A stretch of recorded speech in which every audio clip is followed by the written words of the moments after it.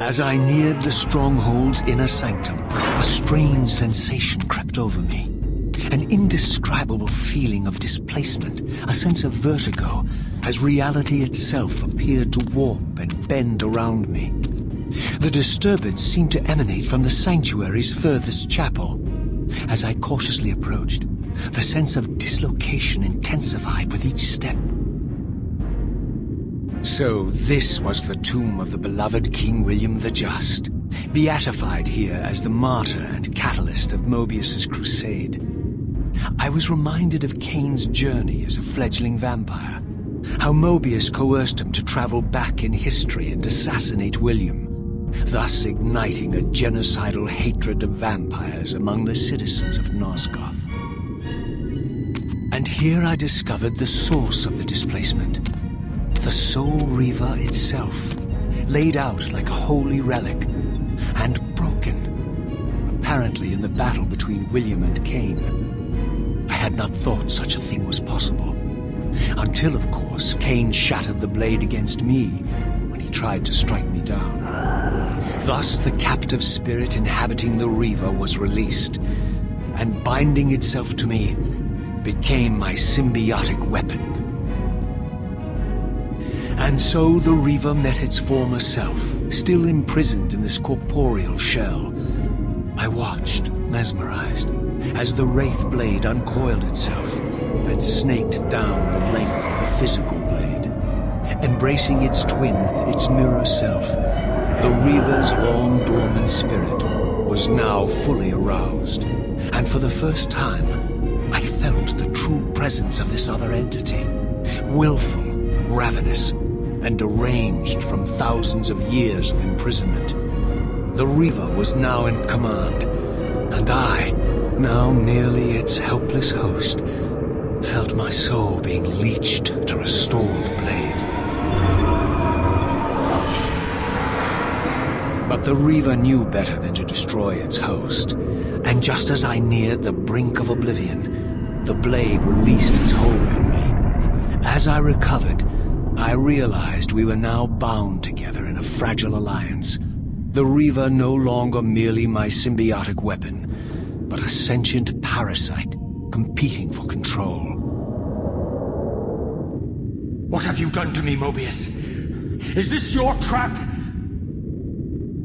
How mine? Don't forget it was Cain who led you here, not I.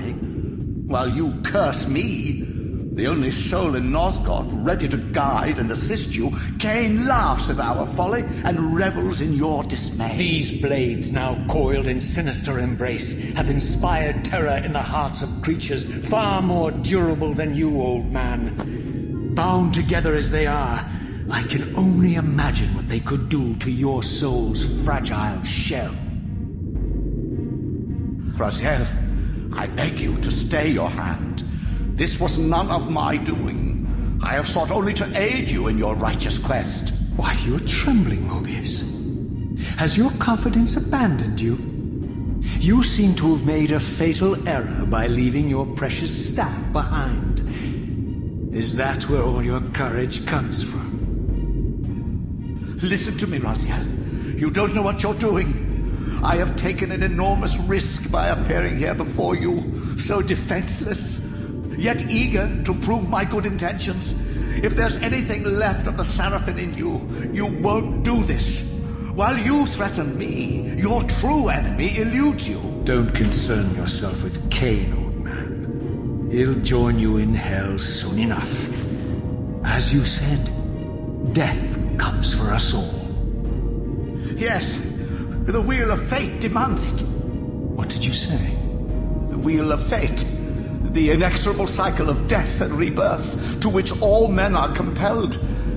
We serve the same God, Raziel. To strike me down would be striking God's own attendant. And I don't believe even you would take that risk.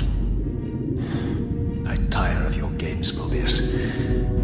Now that I know you fear me, I needn't concern myself with you. Cain is waiting for me. Go then, Raziel. Seek Cain out and destroy him in the name of the one God we both serve. You, who were once a Seraphim priest, murdered, profaned, destroyed, and reborn again from his mercy.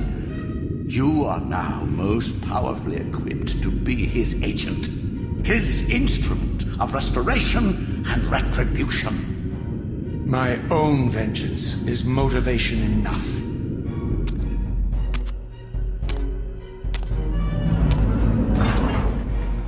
By my soul, you almost had me, my little blue assassin.